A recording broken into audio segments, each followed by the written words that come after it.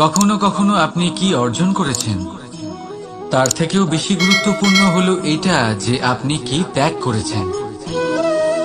কিন্তু কোন কোন বিষয়ে সাবধান থাকতে হবে তা মন দিয়ে শুনুন।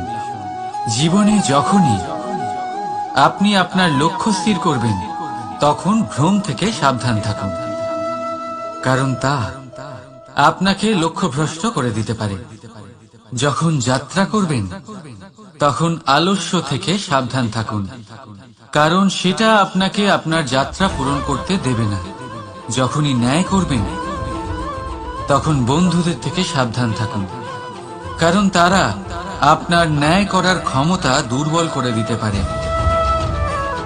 যখনই সাফল্য লাভ করবেন, অহংকার থেকে সাবধান থাকুন, কারণ তা আপনার সাফল্য আপনার কাছে বেশি দিন ধরে রাখতে দেবে না। আর যখনই আপনি প্রেম করবেন, নিজের থেকে সাবধান থাকুন, কারণ আমি আপনাকে কখনো আমরা হতে দেবে না। রাধা রাধা। সাপ, এই শব্দটা শুনলেই মনের মধ্যে এক ধারণা তৈরি হয়। বিষে ভরা, ফোঁস আওয়াজ করা এক ভয়ানক জীব। যদি এই সাপ কারোর বাড়িতে ঢুকে পড়ে, কোলাহল সৃষ্টি হয়ে যায়। লোকে সুরক্ষিত স্থান খুঁজতে থাকে, ভিড় জমা হয়ে যায় সেই সাপের প্রাণ নেওয়ার জন্য। কিন্তু যদি এই সাপ কোনো মন্দিরে দেখতে পাওয়া যায়, তাহলে কি হবে? লোকে সেই সাপের সামনে নিজের মাথা নত করবেন, প্রার্থনা করবেন, হাত জোড় করবেন, দুধ খাওয়াবেন, তাকে শিবের আশীর্বাদ মনে করবেন। তাহলে এই বিষয়ে আপনার মতামত কি? ভাবুন, মানুষগুলো সেই একই ছিল, সাপও সেই একই। তাহলে পরিস্থিতিতে এত তফাৎ কেন? কোথাও সেই সাপের প্রাণ নেওয়া হচ্ছে, আবার কোথাও সেই সাপকে পুজো করা হচ্ছে। তফাতের কারণ হল সংস্পর্শ আর স্থান। যখন সেই সাপ শিবের সংস্পর্শে ছিল, মন্দিরের পবিত্র আবহাওয়াতে ছিল, তখন সে দেবতুল্য হয়ে উঠেছিল। নয়তো সে আমাদের কাছে শত্রুই ছিল, তাই না? তাই নিজের জীবনে সংস্পর্শ আর স্থানের চয়ন খুব ভেবেচিন্তে করুন, কারণ এই সংসার আপনার ব্যক্তিত্বের আন্দাজ আপনার সংস্পর্শ থেকেই করবে। আর হ্যাঁ, এখানে বিষয় ধনী বা গরিবের নয়, এখানে বিষয় হল সংস্কারী আর সদাচারীর সঙ্গে। সদাচারীর সঙ্গ সবসময় সম্মানের কারণ হয়। রাধা রাধা। এই সংসারে জ্ঞানী কে? সেই ব্যক্তি যিনি বেদের অর্থ বোঝেন, পার্থক্য বোঝেন। পার্থক্য মেনে নেওয়া আর দৃঢ় হওয়ার মধ্যে। শব্দগুলি অত্যন্ত সরল, কিন্তু যদি মন দিয়ে ভেবে দেখেন, তাহলে এর অর্থ অত্যন্ত গুরুত্বপূর্ণ। বুঝিয়ে বলছি আপনাকে, যদি মেনে নেন তাহলে হার, কিন্তু যদি দৃঢ় হন তাহলে জিত। যদি মেনে নেন তাহলে কেউ আপন, কিন্তু আপনি দৃঢ় হলে সে আপনার শত্রু। মেনে নিলে ভগবান আছেন, আর দৃঢ় হলে তা শুধুমাত্রই এক পাথর। শুধু এই পার্থক্যগুলি বুঝে নিন, সংসারের সমস্ত কিছুই আপনার কাছে পরিষ্কার হয়ে যাবে। রাধা রাধা। দৃষ্টি মানুষকে দেওয়া প্রকৃতির অন্যতম শ্রেষ্ঠ উপহার। সেই দৃষ্টি যার জন্য মানুষ এই সংসার দেখতে পারে, নিজের পথ দেখতে পারে। কিন্তু সংসারে দৃষ্টি লাভ করেও সবাই মহান হতে পারে না, প্রসন্ন হতে পারে না, প্রসন্ন শুধুমাত্র তারাই হয় যাদের দৃষ্টিভঙ্গি শুভ হয়। এবারে যারা গোলাপে শুধুমাত্র কাঁটা খুঁজে পায়, তাদের হাত অবশ্যই সেই কাঁটা দ্বারা আঘাতপ্রাপ্ত হয়, কারণ তাদের দৃষ্টি শুধুমাত্র কাঁটা অবধি সীমিত থাকে। কিন্তু সুগন্ধ প্রস্তুতকারক পাপড়ি অবশ্যই খুঁজে বার করেন। কেন? একটু ভেবে দেখুন। যারা অন্ধকারে আলো পেতে চান, তাদের কাছে প্রদীপ ও সূর্যের।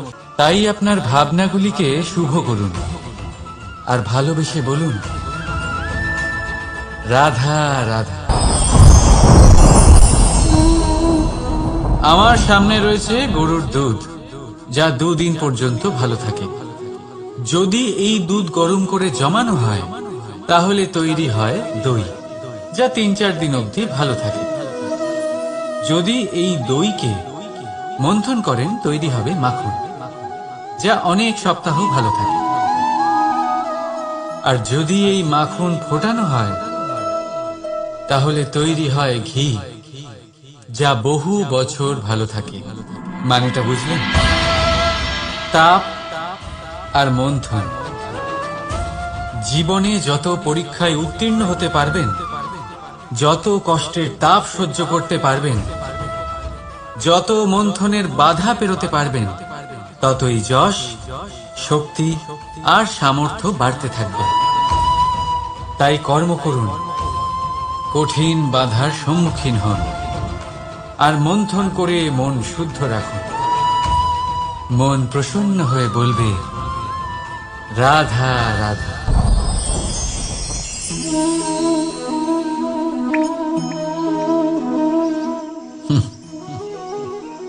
আকাশ থেকে ঝরে পড়া বৃষ্টির ফোঁটা বড়ই শীতল, মিষ্টি আর পবিত্র হয়, কিন্তু সবার ভাগ্য ভিন্ন ভিন্ন হয়।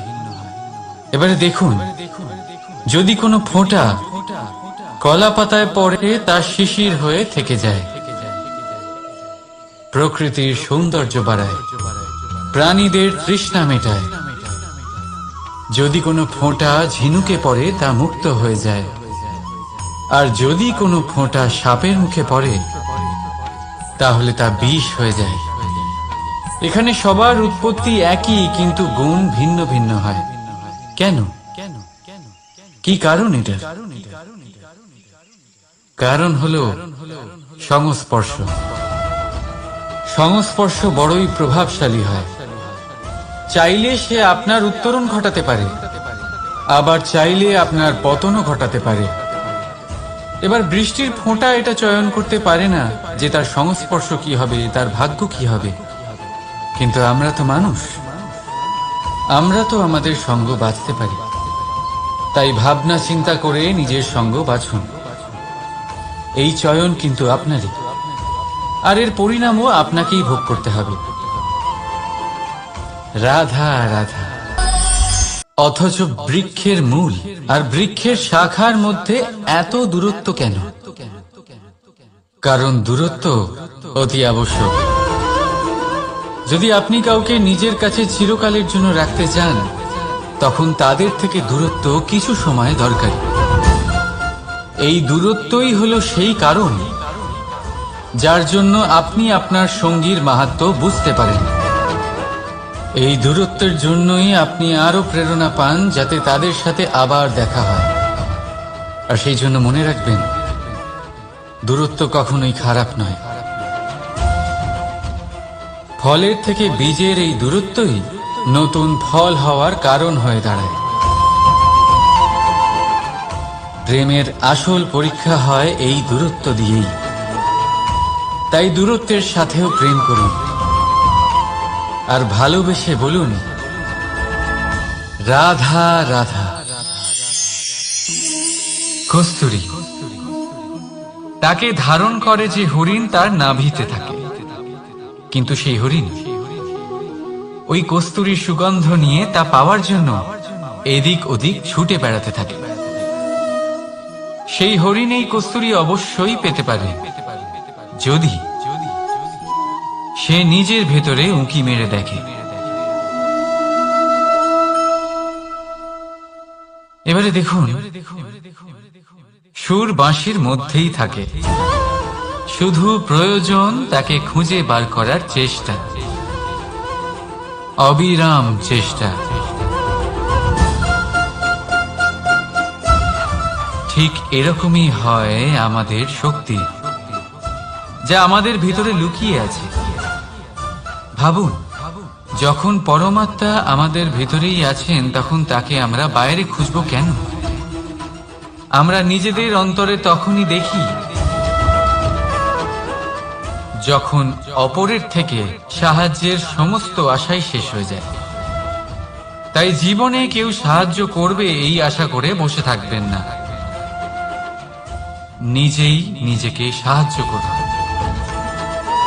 রণক্ষেত্রে আপনি ভালো সারথি পেতেই পারেন, কিন্তু জীবনের এই যাত্রাপথে আপনাকেই নিজের সারথি হতে হবে। রাধা রাধা। আমার দাদা আমাকে অনেক সিংহকে জঙ্গলের রাজা বলা হয়, কিন্তু সিংহ শুধুমাত্র তার ইচ্ছে প্রকাশ করলেই কোনো হরিণ কি নিজেই হেঁটে তার কাছে আসবে? নিজেই কি রাজি হয়ে যাবে তার আহার হওয়ার জন্য? না, কখনোই না। যে কোনো কাজকে সফল করে তোলার জন্য আপনাকে চেষ্টা করতে হবে, পরিশ্রম করতে হবে, যাতে সেই কাজ ভালোভাবে সম্পন্ন হয়। শুধু ইচ্ছে দিয়েই কোনো কার্যসিদ্ধি হবে না।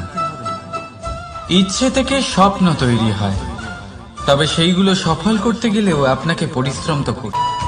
তাহলে এই ভূমিকে পা দিয়ে আপনাকে পিছনে ঠেলতেই হবে। রাধা রাধা। জীবনে আমাদের অনেকের সাথে দেখা হয়, অনেকের সাথে বাক্যালাপ হয়। বহু মানুষকে প্রসন্ন বলে মনে হয়, আবার বহু মানুষকে চিন্তিত বলে মনে হয়। কিন্তু আপনি যদি এটা বোঝার চেষ্টা করেন যে কে বেশি প্রসন্ন থাকে আবার কে বেশি চিন্তিত থাকে, তাহলে আপনি এটা লক্ষ্য করবেন যে বৃদ্ধ আর যুবক বেশিরভাগ সময় চিন্তিত থাকেন, অন্যদিকে বালক সর্বদাই প্রসন্ন থাকে, চিন্তার কোনো রেশই থাকে না। এর কারণ কি? এবারে আপনি বলবেন, এত সহজ বিষয়, বালকদের মধ্যে এত বোধই কোথায় যে তারা জীবনের সমস্যা বুঝতে পারবে, কষ্ট বুঝতে পারবে, দায়িত্ব বুঝতে পারবে? বিষয়টা আসলে তা নয়। বৃদ্ধের বিষয়ে যদি আমরা কথা বলি, তবে বৃদ্ধ নিজের বিগত সময় নিয়ে ভাবতে ভাবতে মনে মনেই দুঃখী হয়ে যায়। যুবক নিজের ভবিষ্যতের বিষয়ে ভেবে ভেবে চিন্তা করতে থাকে আজ। কিন্তু বালক শুধুমাত্র বর্তমানে বেঁচে থাকে, আর সেই জন্যই প্রসন্ন থাকে। দেখুন, বিষয়টা অত্যন্ত সরল। আপনি আপনার বিগত কাল পাল্টাতে পারবেন না। এখন যদি আপনি নিজের ভবিষ্যৎ আরো উজ্জ্বল করতে চান, তাহলে আজ নিজের কর্ম করতে হবে, আজ পরিশ্রম করতে হবে আপনাকে। তাহলে ভুলে যান গতকাল আর আগামীকালের চিন্তা, বর্তমানে আনন্দ করুন। কারণ এই বর্তমান আপনার ভবিষ্যৎ উজ্জ্বল করতে পারে, আবার এই বর্তমান আগামী সময়ে আপনার সেই বিগত কাল হবে যার কথা ভেবে আপনার গর্ব হবে। রাধা। সন্তান যতই আঘাত প্রদান করুক না কেন, প্রেম পূর্বক সহ্য করে, আর তার বদলে অমূল্য রত্ন প্রদান করে। সন্তান যদি হাল চালায়, তাহলে তার বদলে তাকে অন্ন প্রদান করে। এটাই হলো ধরনী। এবার এর থেকে আমরা কি শিক্ষা পেতে পারি? এটাই যে কারোর জন্য কিছু করা বা কাউকে কিছু দেওয়া মনে কোনো কামনা ছাড়াই। আর এই কথাটা বুঝে যান, যদি কারোর জন্য কামনা না রেখে বা কোনো পাওয়ার আশা না রেখে কারোর জন্য কিছু করেন বা কারোকে কিছু দেন, যদি এটা আপনি শিখতে পারেন, তবে আপনি ভালোবাসতে শিখে গেছেন। আর সেই জন্যই এই ধরিত্রীকে মাতা বলা হয়। কারণ মাতা শুধু উনি নন যিনি গর্ভে সন্তানকে ধারণ করেন, মাতা তো উনিও যিনি জীবন বাঁচতে শেখান, যিনি জীবন বাঁচার উদাহরণ প্রদান করেন। তাহলে ধরনীর থেকে এই নিঃস্বার্থ ভাব শিখুন, নিঃস্বার্থ ভালোবাসা শিখুন, আর এই ভালোবাসার সাথেই বলুন রাধা রাধা।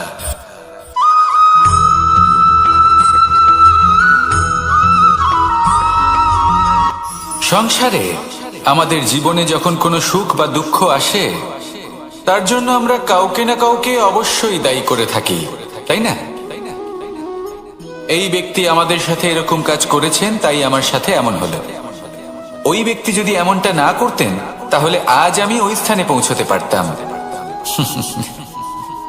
সবই আপনার দৃষ্টিভঙ্গির উপর নির্ভরশীল, আর যদি আপনার দৃষ্টিভঙ্গি এমন হয়, তাহলে তা অনুচিত। সত্যি কথা বলতে এই সংসারে ভিন্ন ভিন্ন ধরনের মানুষ আছে।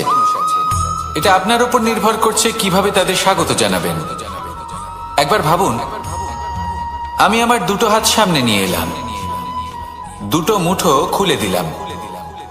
দুই প্রকারের মানুষ আসবেন, কিছু না কিছু দিয়ে যাবেন। এই মুঠো যদি আমি বন্ধ করে দিই, তাহলে না কেউ আমাকে কিছু দিতে পারবে, না আমার কিছু যাবে আসবে। নিশ্চয়ই বুঝতে পারছেন এই দুই ধরনের ব্যক্তি কারা এবং তারা কি দিয়ে যান। আমি যদি নিজের মুঠো খুলে দিই, তাহলে কিছু ভালো মানুষ আসবেন, আমাকে আনন্দ, সন্তুষ্টি, জ্ঞান প্রদান করে যাবেন, ভালো অভিজ্ঞতা দিয়ে যাবেন। কোনো খারাপ ব্যক্তি যদি আসেন, তাহলে তিনিও খারাপ অভিজ্ঞতা দেবেন, যার থেকে আমি শিক্ষা লাভ করব। এই সব কিছু আমি লাভ করতে পারি। মুঠো যদি বন্ধ করে রাখি, তাহলে আমি কিছুই পাবো না।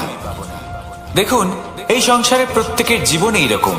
প্রত্যেকের জীবনে সবকিছুই আছে, ভালো খারাপ দুই মানুষই আছে, ভালো অভিজ্ঞতা আছে, খারাপ অভিজ্ঞতা আছে। নির্ভর করছে আপনার উপর যে আপনি কি করবেন, এনাদের স্বাগত কিভাবে জানাবেন, কার থেকে কি বুঝবেন, কি শিখতে পারবেন, আর কোন দৃষ্টিভঙ্গি নিয়ে অগ্রসর হবেন। এটাই নির্ধারণ করবে যে আপনার জীবন কেমন হবে। আসুন আমার সাথে ভালোবেসে বলুন রাধা রাধা।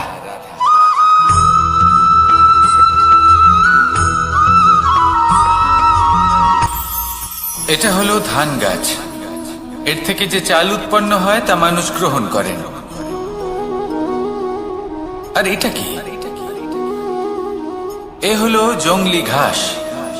একবার ভেবে দেখুন, যদি এই জংলি ঘাস ধান গাছের আশেপাশে থাকে, তাহলে কি হবে? ধান উৎপন্ন হতে পারবে? তা উৎকৃষ্ট হতে পারবে? আমরা কি তা গ্রহণ করতে পারবো? কখনোই নয়। এই জংলি ঘাস ধানকে নষ্ট করে দেবে, কিন্তু নিজে জীবিত থাকবে। এটাই হলো আজকের শিক্ষা। এই সংসারে যদি আপনি নীতির পথে চলতে চান, উচিত কর্ম করতে চান, সংসারকে সেবা করতে চান, তাহলে জংলি ঘাসের মতো ব্যক্তিদের থেকে সবসময় দূরে থাকতে হবে। সেই ব্যক্তি যারা দুর্নীতি এবং মিথ্যা দ্বারা পরিপূর্ণ, যাদের ব্যবহার অশুভ, যাদের অনেক অশুভ গুণ রয়েছে, তারা সঠিক নয়। সেই সকল ব্যক্তি যাদের চরিত্র অত্যন্ত দুষ্ট হয়, তারা হয় শুভ চরিত্রের ব্যক্তিকে একদম নষ্ট করে দেয়, নয় নিজের মতো বানিয়ে তোলে। তাই যদি আপনি নীতির পথে চলতে চান, এই সংসারের জন্য শুভ কর্ম করতে চান, তাহলে সেই সঙ্গ লাভ করুন যে সঙ্গ জ্ঞানে পরিপূর্ণ, যাদের মধ্যে অনেক গুণ আছে, যাদের থেকে প্রতিদিন কিছু শিখতে পারবেন। এমন ব্যক্তির সাথে জীবন অতিবাহিত করুন। দুরাচারীদের থেকে দূরে থাকুন। তবেই এই মন প্রসন্ন হয়ে বলবে রাধা রাধা।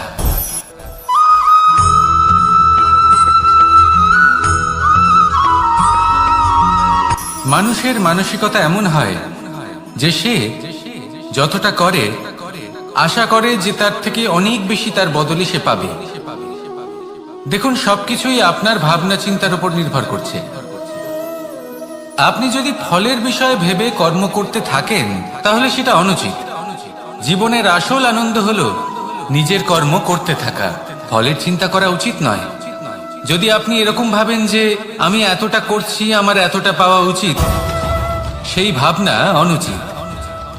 যদি আপনি সেবার মানসিকতা নিয়ে কর্ম করতে থাকেন, কর্মচক্রে প্রবাহিত হন, যদি আপনি এমন ভাবনা রাখেন যে আমি এতটা পাচ্ছি, তাই এর থেকে অনেক বেশি আমি কর্ম করব, তাহলে নিশ্চিত রূপে আপনি যতটা করছেন তার থেকে অনেক বেশি আপনি পাবেন। আপনার আশার থেকে অনেক বেশি আপনি পাবেন। শুধু জীবনে অনেক বেশি কাজ করতে থাকুন, ফলের চিন্তা করবেন না। আর মনে রাখবেন, এই ভাবনাই সব থেকে বড় বীজ। কর্মের উপর বিশ্বাস রাখুন। জীবনে যা যা আপনি চান সবই সুখময় হবে। আসুন আর আমার সাথে ভালোবেসে বলুন, রাধা রাধা।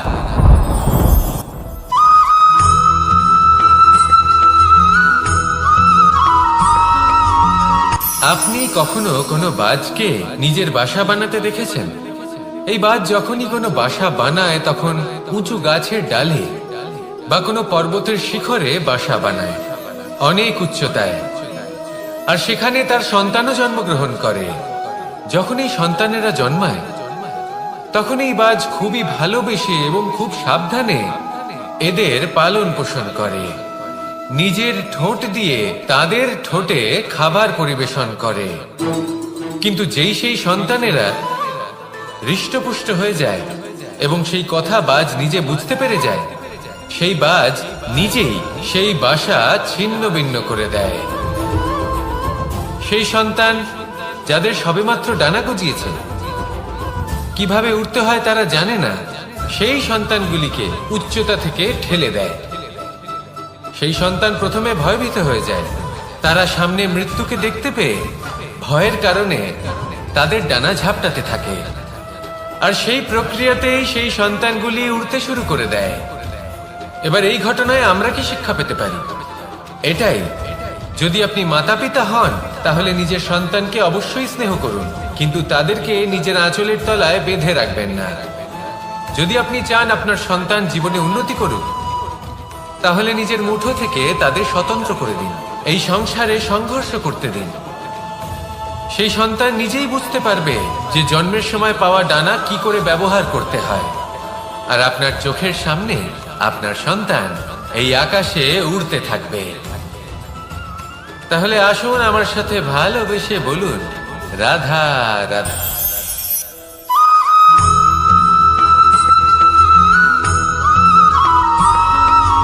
বসন্ত ঋতু, এই সময় মন আনন্দে ভরে থাকে। এমন মনে হয় যেন আমরা আকাশে বিচরণ করতে চলে যাই, কিন্তু সেটা তো সম্ভব নয়। সেই জন্য হয়তো আমরা ঘুড়ি ওড়াই, এই ঘুড়িকে নিজেদের প্রতিরূপ মনে করে। এবার অনেক মানুষ আছেন যারা ঘুড়ি ওড়ান, কিন্তু এই কর্মের সারমর্ম কি সেটা কজন বুঝতে পারেন? আপনি এটা মনে করুন যে আপনি হলেন সেই ঘুড়ি, আর এই সুতো যিনি ধরে রয়েছেন তিনি হলেন পরমাত্মা। আর এই সুতো যেখান থেকে শুরু হয় সেই লাটাই হলো আমাদের কর্মচক্র। এবার আপনি নিজেই অনুমান করুন যে এই উড়ান কার ওপর নির্ভরশীল?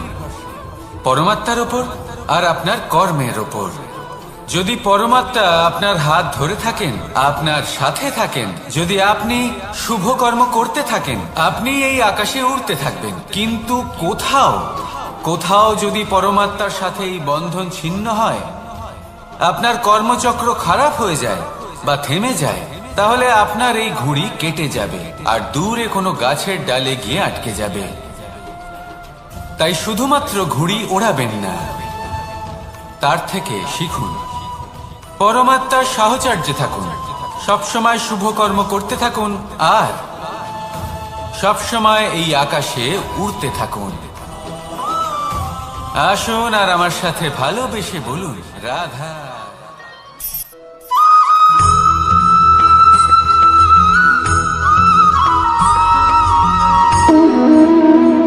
সম্পর্ক হলো আমাদের জীবনের একটি আধার।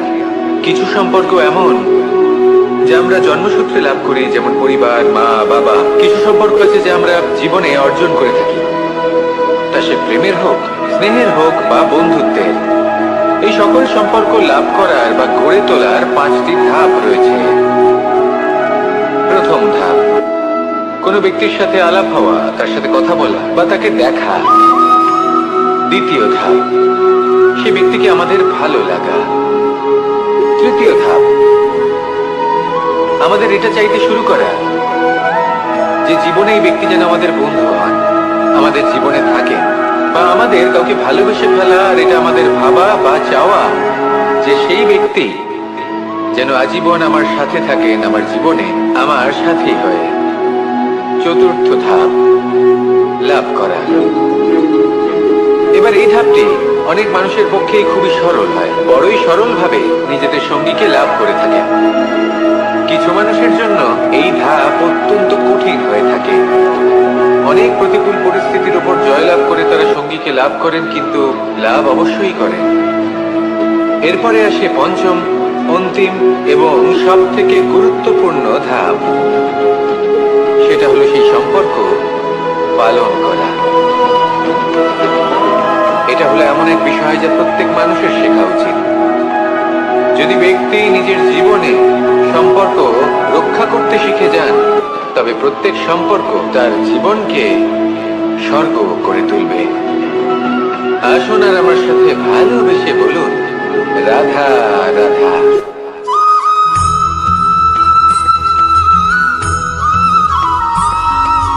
জীবনে যখন কোনো ব্যক্তি নিজের লক্ষ্য প্রাপ্তির জন্য নিরন্তর পরিশ্রম করতে থাকেন, চেষ্টা করতে থাকেন, তখন তিনি কষ্ট অনুভব করেন।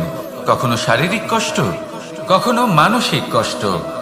এবার উনি এটা ভাবতে থাকেন যে আমি কি উচিত করছি নাকি অনুচিত করছি। কারণ অন্যদিকে এমন একজন ব্যক্তিও আছেন যিনি একদমই পরিশ্রম, চেষ্টা করছেন না।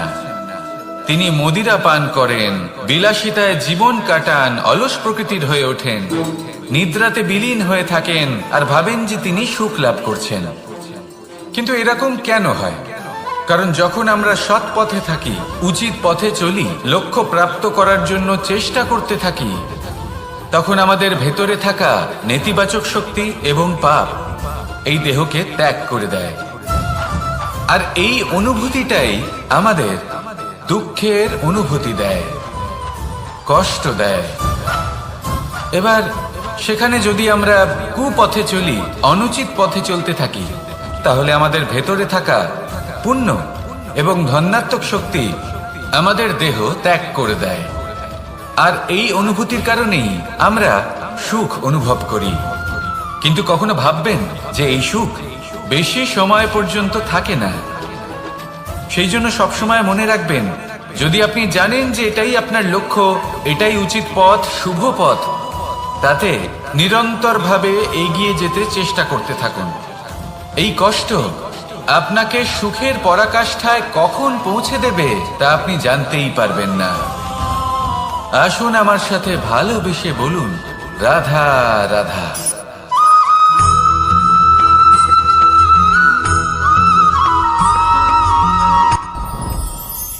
সাথী।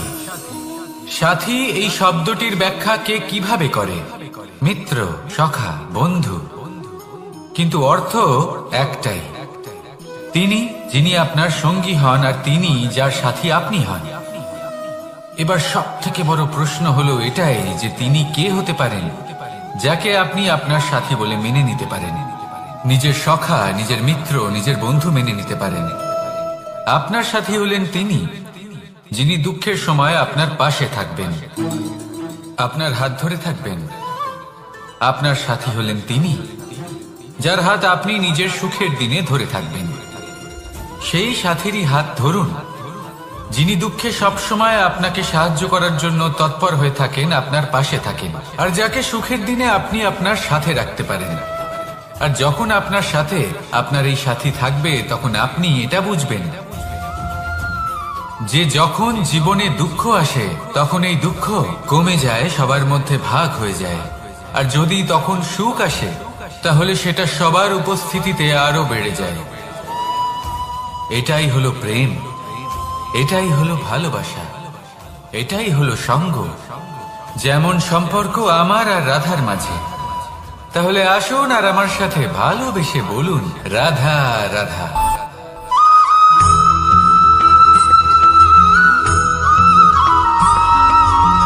এই সংসারে প্রত্যেক মানুষ এটাই চান যে তিনি যেন ধনবান হন, আর্থিক অবস্থা তার ভালো থাকে, ওনার বাড়িতে লক্ষ্মীর আগমন হয়। কিন্তু সেটা হবে কি করে, সেটাই হলো প্রশ্ন। কেউ বলেন যে যদি পরিশ্রম করো তাহলে ধন অর্জন সম্ভব, কেউ বলেন যে যদি বিদ্যা লাভ হয় তবেই ধন অর্জন সম্ভব, কেউ বলেন যে যদি বলশালী হও তবেই সম্পন্ন থাকবে। ভালো কথা, যদি তাই হয়ে থাকে, তবে দিনমজুর সারা দিন পরিশ্রম করেন, তিনি কেন ধনী হন না? অনেকজন বিদ্বান মানুষ আছেন এই সংসারে, তারা কেন ধনবান হন না? অনেক সংখ্যক বলশালী ব্যক্তি আছেন, তাদের কাছে ধন নেই কেন? তাদের কেন ধনের অভাব হয়? আবার এমনও কিছু মানুষ আছেন যারা পরিশ্রম করেন, তারা দিনমজুর, কিন্তু তারা ধন অর্জন করতে পারেন। কিছু বিদ্বান ব্যক্তি আছেন যাদের কাছে অধিক মাত্রায় ধন রয়েছে, কয়েকজন বলশালী ব্যক্তি রয়েছেন যাদের কাছে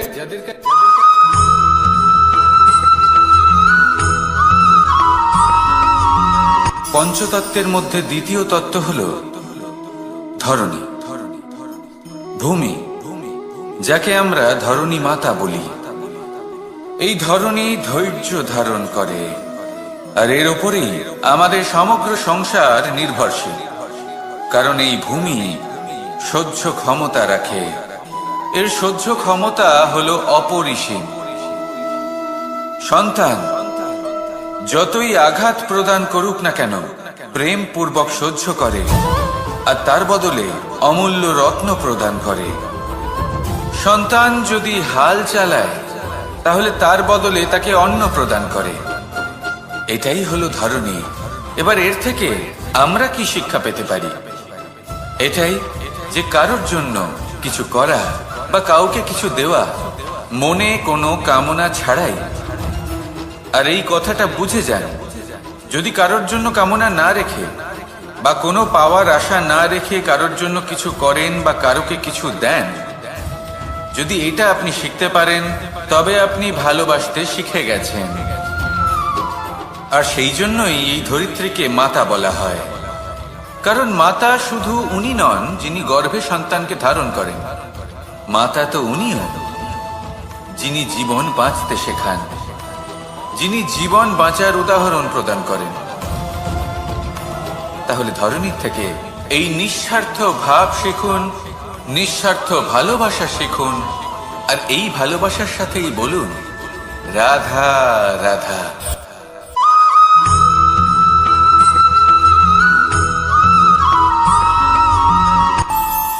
আমাদের মনে যখন কোনো প্রশ্ন ওঠে, কোনো দ্বন্দ্ব জাগে, তখন আমরা যাই আমাদের গুরুর কাছে, আমাদের আরাধ্যের কাছে গিয়ে জিজ্ঞেস করি। এইভাবেই একদিন আমি পৌঁছলাম আমার আরাধ্যের কাছে, আমার মহাদেবের কাছে, আর ওনাকে প্রশ্ন করলাম যে মহাদেব, জীবনে আনন্দ পাওয়ার, উৎসব পালনের, প্রেম ভাগ করে নেবার, জীবনকে উপভোগ করে নেওয়ার সর্বশ্রেষ্ঠ সময় কোনটা? মহাদেব হাসলেন আর উনি বললেন, জীবনে উৎসব পালনের সব থেকে শ্রেষ্ঠ দিন হলো মৃত্যুর ঠিক আগের দিনটা। প্রেম ভাগ করে নেওয়ার সব থেকে শ্রেষ্ঠ মুহূর্ত হলো মৃত্যুর ঠিক আগের মুহূর্ত। জীবনকে উপভোগ করে নেওয়ার সর্বশ্রেষ্ঠ প্রহর হলো মৃত্যুর এক প্রহর পূর্বে। তখন আমি চমকে গেলাম। আমি বললাম, কিন্তু মহাদেব, মৃত্যু তো অনিশ্চিত, আমরা জানিও না কবে আমাদের মৃত্যু হবে। মহাদেব আবার হাসলেন। উনি বললেন যে যদি আমরা এভাবে জীবন কাটাই যে আমরা জীবনের প্রত্যেক দিন, প্রত্যেক মুহূর্ত, প্রত্যেক প্রহর শেষ বলে মনে করি, তাহলে আমাদের সমস্ত জীবন আনন্দের সাথেই অতিবাহিত হবে। কি বলেন?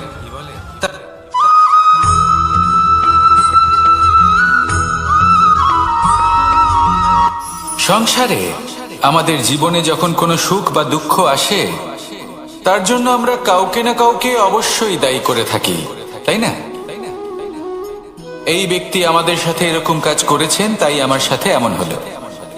ওই ব্যক্তি যদি এমনটা না করতেন, তাহলে আজ আমি ওই স্থানে পৌঁছতে পারতাম। সবই আপনার দৃষ্টিভঙ্গির ওপর নির্ভরশীল, আর যদি আপনার দৃষ্টিভঙ্গি এমন হয়, তাহলে তা অনুচিত। সত্যি কথা বলতে, এই সংসারে ভিন্ন ভিন্ন ধরনের মানুষ আছে। এটা আপনার উপর নির্ভর করছে কিভাবে তাদের স্বাগত জানাবেন।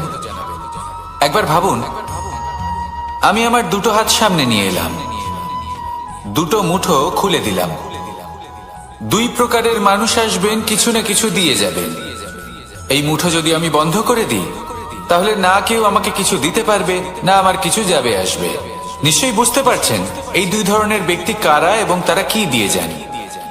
আমি যদি নিজের মুঠো খুলে দিই, তাহলে কিছু ভালো মানুষ আসবেন, আমাকে আনন্দ, সন্তুষ্টি, জ্ঞান প্রদান করে যাবেন, ভালো অভিজ্ঞতা দিয়ে যাবেন।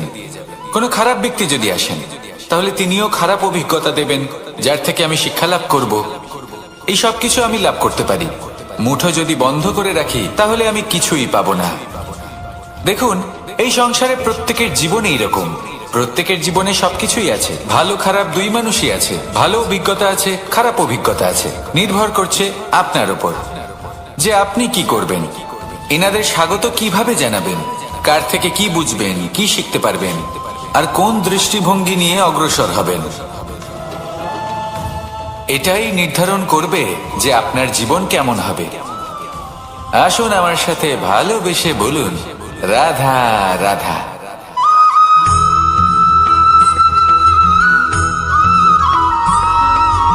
জীবনে অগ্রসর হওয়ার জন্য আমাদের কাকে প্রয়োজন হয়?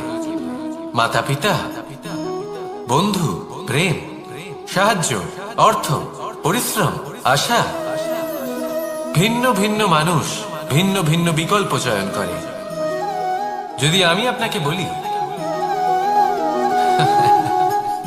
তাহলে জয় আর পরাজয়ের মন্ত্র দুটো শব্দের উপর নির্ভর করে, মেনে নেওয়া আর দৃঢ় হওয়া।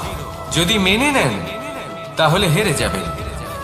যদি দৃঢ় হন, তাহলে নিশ্চিত রূপে জয়ী হবেন। যদি কখনো আপনি ক্লান্ত হয়ে ওঠেন, আপনি দুঃখী হন, পুরোপুরি ভেঙে পড়েছেন, তখন মেনে নেবেন না যে আপনি ভেঙে পড়েছেন, নয়তো হেরে যাবেন। তখন উল্টে স্থির করবেন যে যাই হয়ে যাক না কেন, আমি জয়ী হবই। আর আপনি দেখবেন যে জয় নিশ্চিত রূপে আপনার কাছেই আসবে। তাহলে এই কথা মনে রাখবেন আর আমার সাথে ভালোবেসে বলবেন, রাধা রাধা।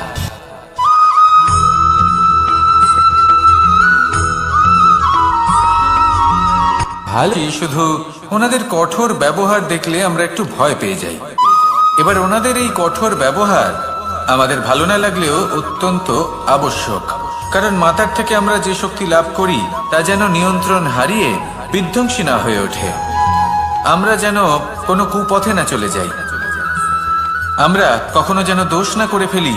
শুধু সেই জন্য পিতা এবং গুরু একটু কঠোর হয়ে ওঠেন, এবং ওনাদের এই কঠোর আচরণ ভবিষ্যতে গিয়ে আমরা অবশ্যই বুঝতে পারি।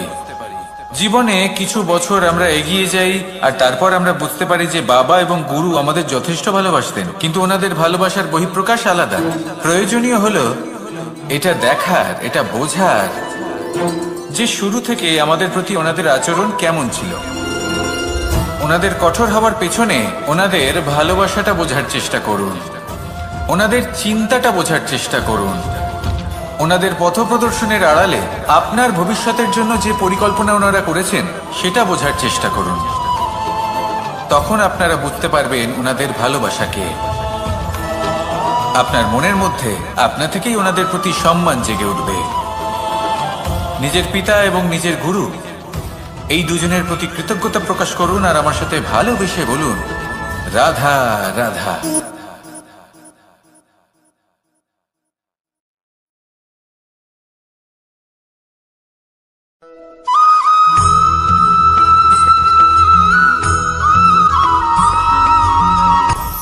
আপনি কখনো পর্বতের শিখরে উঠেছেন? আপনি দেখতে পাবেন পর্বতের পদতলে প্রচুর সুন্দর ফুল রয়েছে, সবুজ বনানী রয়েছে। যত আপনি উপরে উঠতে থাকবেন, তত ফুল কমতে থাকবে, সবুজ বনানী কমতে থাকবে। আরো কিছুটা উপরে উঠলে কাঁটা জাতীয় গাছ দেখতে পাবেন, শুকনো গাছ দেখতে পাবেন। আরো যদি উপরে ওঠেন তাহলে পাষাণ দেখতে পাবেন। আরো উপরে উঠলে হিমখণ্ড দেখতে পাবেন।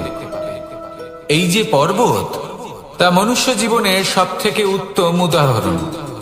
মানুষ যখন সাফল্যের শিখরে পৌঁছতে চান, মহানুভবতার শিখরে পৌঁছতে চান, পথে যত আস্তে আস্তে উপরে উঠতে থাকেন, ততই ভৌতিক বস্তু তার থেকে বিচ্ছিন্ন হতে থাকে। যদি তিনি সেই ভৌতিক বস্তুগুলি ত্যাগ